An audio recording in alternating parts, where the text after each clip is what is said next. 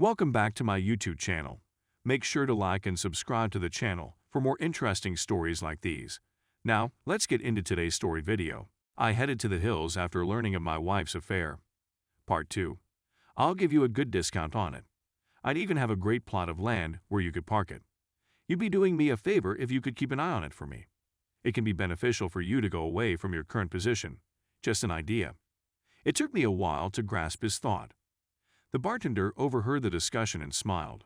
Hell, honey, she continues, if I could have gotten away from my crazy ex-husband years ago, I would have leaped at the opportunity to live in his trailer. Anything to simply get my mind on straight. I feel like I've strayed into the twilight zone, yet this may be precisely what I need. Yes, I tell Ray, I'll think about it and perhaps check it out. We say our goodbyes after a while and agree to meet up at his apartment in a few days. I began to feel as if I had some perspective and a chance to escape out of what I think is a nightmare, mixed in with a tremendous sadness. One thing is certain, I will never, ever want to be with my wife again. Cheating is a heinous crime in my opinion, and it is the one thing I would never allow. That night, I came home after Kathy and sat on the sofa. Kathy came out and inquired as to where I'd been. I approached her and inquired as to where she had been. You know I want to have some cocktails, she says. Are you having an affair? I questioned flatly. She appears surprised, but quickly regains her calm and answers. No, why would you ask me that? I inform her that I have heard she is connected with someone from work. She inquires, who told you that? I tell her about someone I know, but won't say who it is. She just tells me that I'm being foolish and that I'm drunk and crazy, and inquires as to my whereabouts. I invite her to join me at a pub for a few drinks with some pals. She simply looks at me, wanting to ask me more questions, but instead returns to our bedroom and goes back to sleep. I opted to sleep on the sofas since I now had proof that she has been lying to me for months. I didn't sleep at all, and I start imaging her in bed with this person, and I'm disgusted, wounded, and sad for myself. However, I am reminded of Ray's trailer. It's almost a revelation, and just thinking about it made me feel better. I must have done something wrong, but with the agony I was in, the fight or flight response simply immediately kicked in, and the flight part triumphed. We don't say anything the following morning and continue about our weekend as if nothing had occurred. I made arrangements to see Ray a few days later. I met Ray at his house. He has a large ranch, and the trailer is really very good, measuring around 26 in length and equipped with all of the basics for living. I took one with some pals over spring break in college and had a great time. I make Ray an offer on it, and he accepts. I almost take it from him. He gives me instructions to his ranch, and I go there to look it over. It's stunning. It's densely forested with scrub brush, and it seems to be surrounded by hiking and bicycle paths. It's at the foothills of some mountains, and Ray has a modest hut on a hill overlooking the land, complete with running water and electricity for the trailer. Ray will transport the travel trailer to the campsite and put it up for me.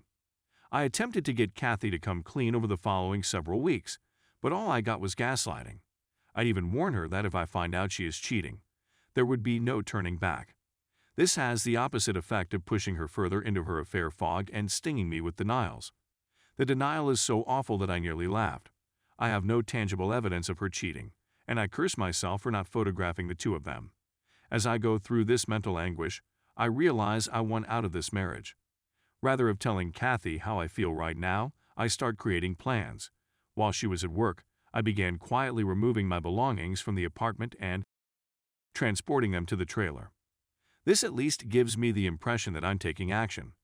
Kathy has changed during this time, and she has been acting nicely around me.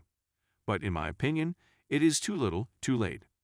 As she continued her business trips after work, I decided I wanted a break as well. In fact, while she was getting ready for the evening, I was getting ready as well. She glanced at me and inquired as to where I was headed. I just said that I was meeting up with some buddies. She began to inquire, and I just informed her that she didn't know them and that she wouldn't appreciate all the business stuff. This is precisely what she would say when I asked if I might accompany her on one of her professional excursions. She has a wounded expression on her face and replies, "Okay, have a great time." I said unequivocally that I would. I began to make new acquaintances as a result of my work on the trailer and my meetings with Ray at the bar. In reality, it has resulted in some amazing moments with Ray's friends and family. And in case anybody is curious, I chose to reduce my drinking in order to avoid developing negative habits. It would be all too simple to bury myself in self-pity. Around this time, Kathy informs me she has a business trip the next week. I ask who is going, and she says the executive team and several department heads. I just glance at her and tell her that I hope she has a wonderful time with her lover. I sort of wish I hadn't said it since it sparked a lot of back and forth. In many respects, I wish I knew more about her AP, but as Ray put it, in the end, it doesn't matter who the other person is. What counts is that she chose to walk out on you. She destroyed the marriage. She may admit it or deny it, but facts are facts, brother. Ray should write all of this down and publish it for the deceived. Everything I had left of any worth and loaded it into my truck. I'm not bringing any furniture or other items, so it'll just be clothing and work laptops and equipment. I had prepared a message for her before I left, but after rereading it, I decided to keep it simple. I took out a piece of paper and scribbled, "I hope that was worthwhile." My wedding ring was put on top of the message on the kitchen table. I felt a tremendous weight lift off of me. I felt liberated, no more concealing the truth. I know I'll have baggage to deal with and pain to overcome, but I'll have time to recover now. I simply need some breathing room and to remove her out of my life as discreetly and swiftly as possible. I'm not proud of myself for not confronting her more or coaxing a confession from her. I never got to rage, scream, or hate her after she confessed. I'd come to the conclusion that she didn't deserve me. She treated all we had with disdain. Our future ambitions are a thing of the past. We were putting money up for a home and a future family. That's all gone now. There is no turning back. I owe her absolutely nothing. She is capable of dealing with the consequences. Aftermath: I didn't have any kind of plan. I didn't even call a lawyer. I was simply looking for some clarification. I loved my new camper, and the fresh mountain air was just what I needed. I resumed jotting the next week, and it felt amazing to be alive. I didn't respond to any of Kathy's messages while she was abroad.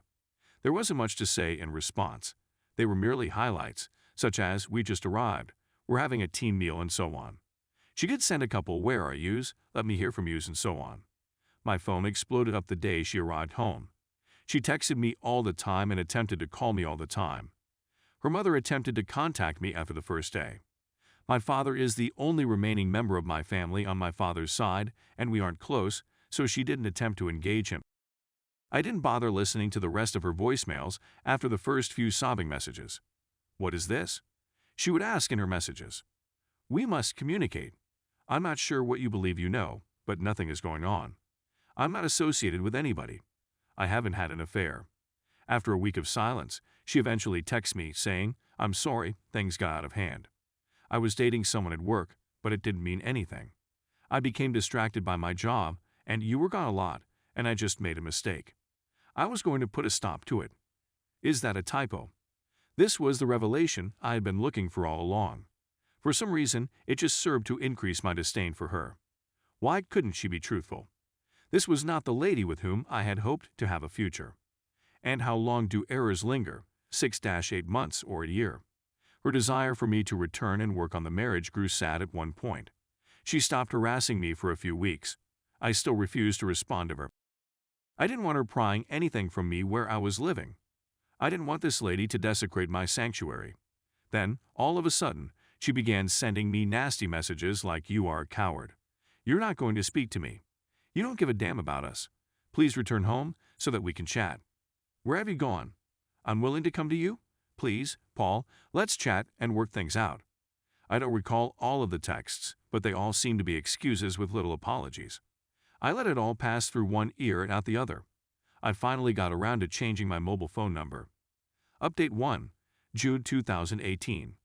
Kathy emailed me to say she had hired a lawyer and was filing for divorce. "Okay, sounds nice," I answered in my response. This followed in a barrage of emails requesting that I meet with her and so on.